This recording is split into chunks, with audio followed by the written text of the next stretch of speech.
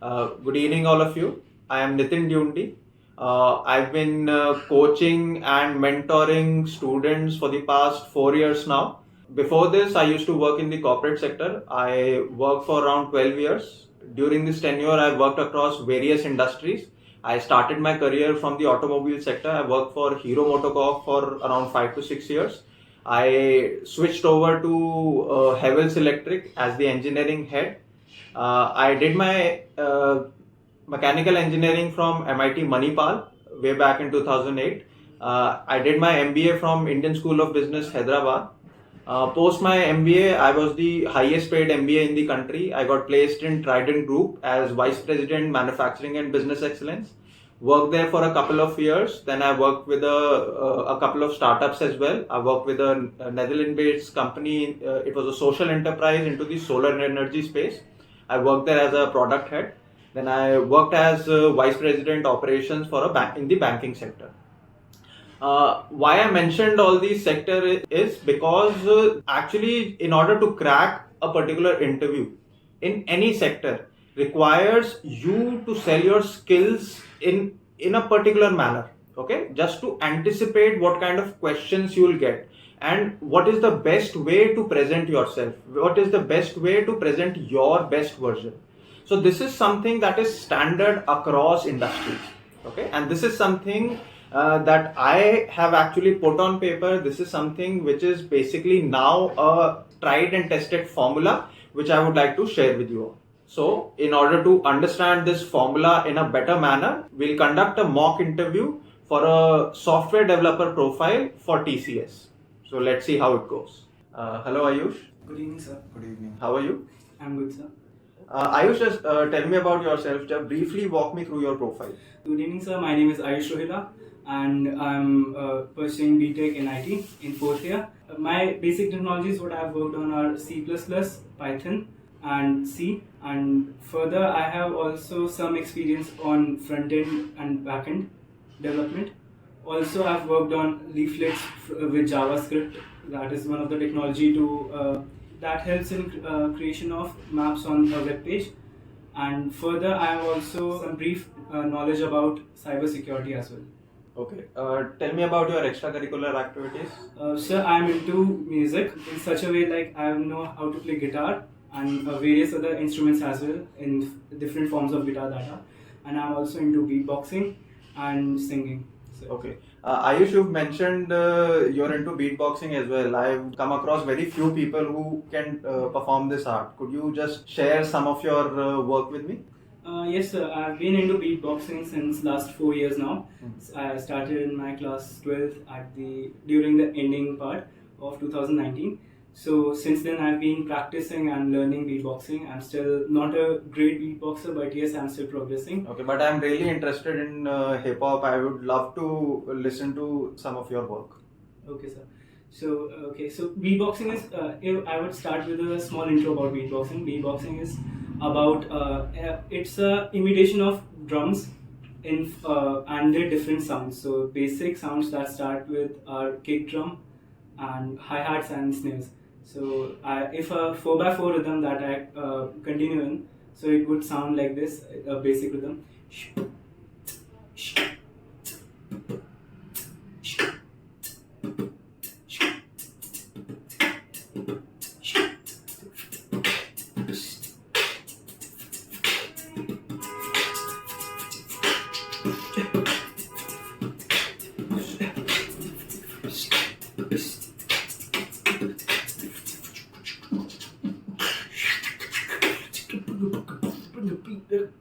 Beat down in a like.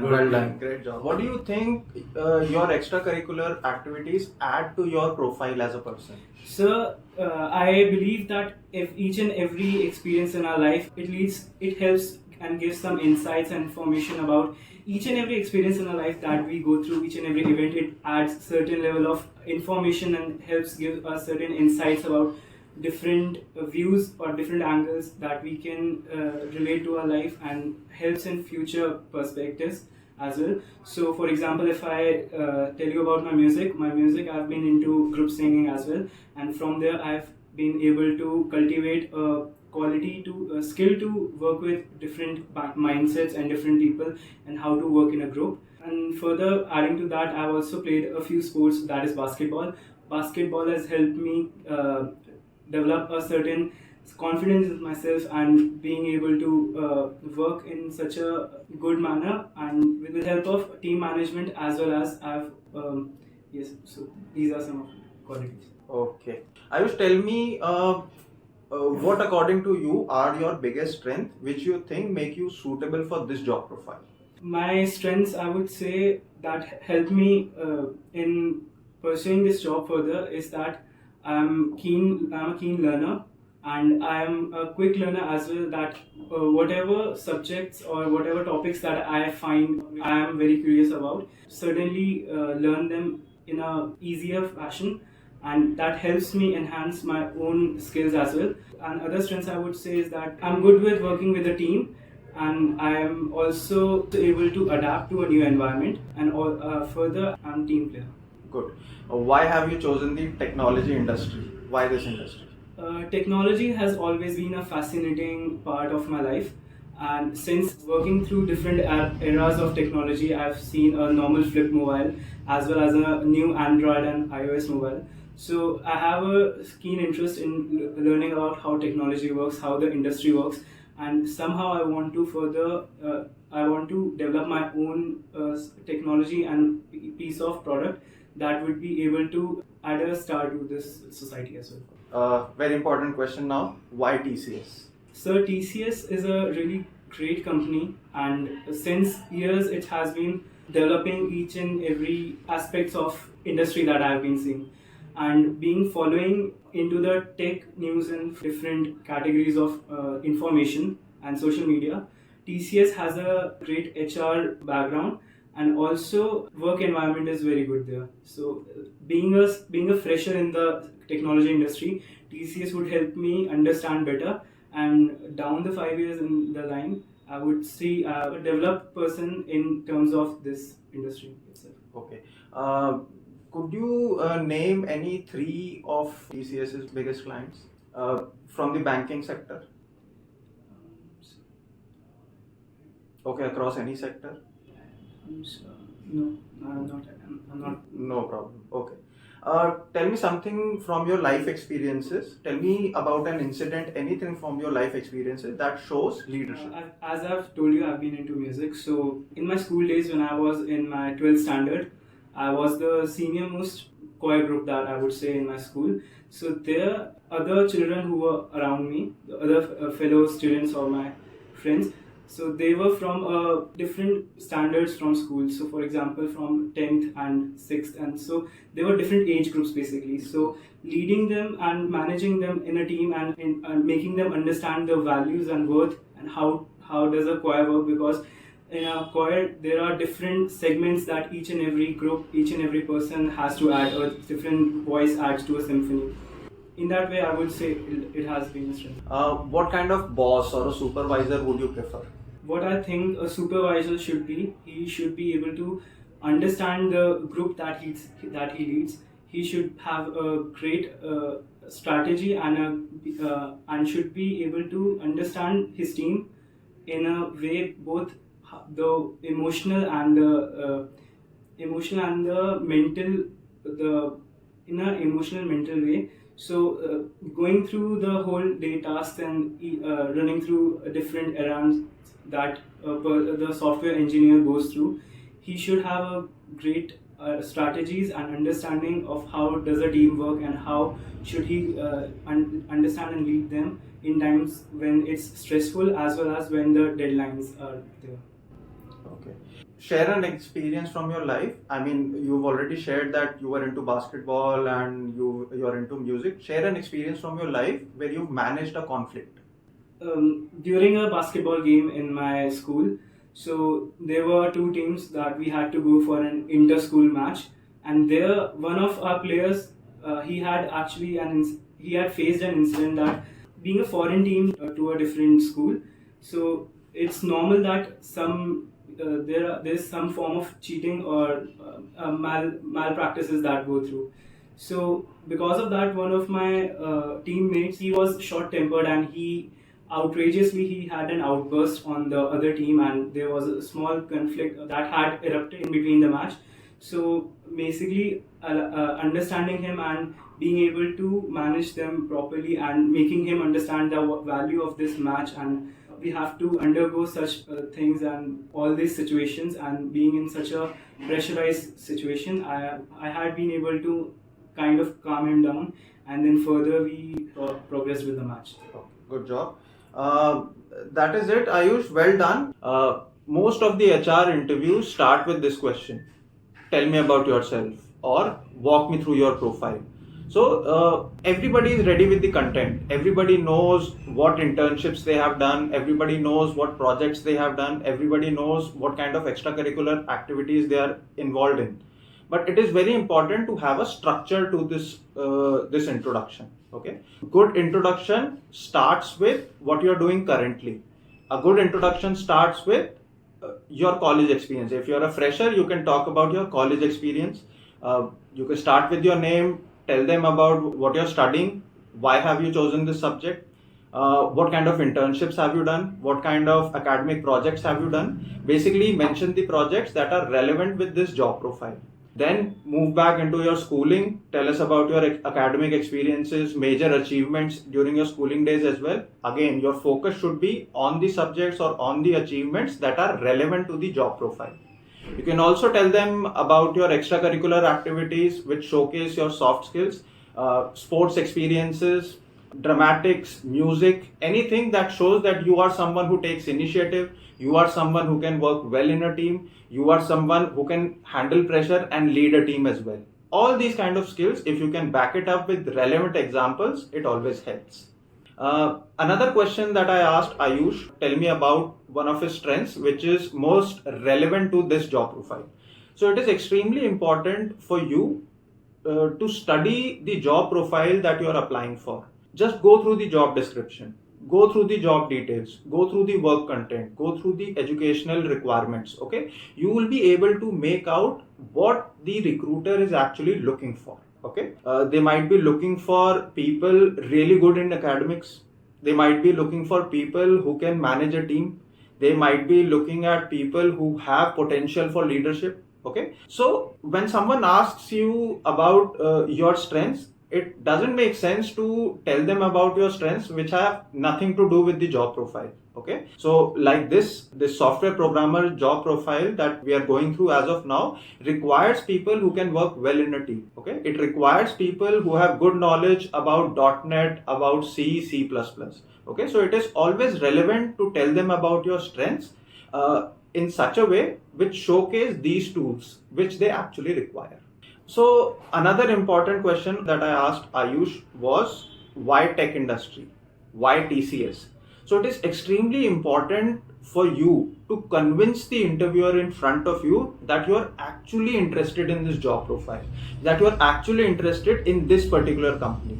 So that is where Ayush struggled a lot. So he did not do his homework as far as TCS was concerned. Okay, so whichever company you're applying for, you need to do your research and homework about that company on the basis of 4 C's. Basically, the first C stands for company.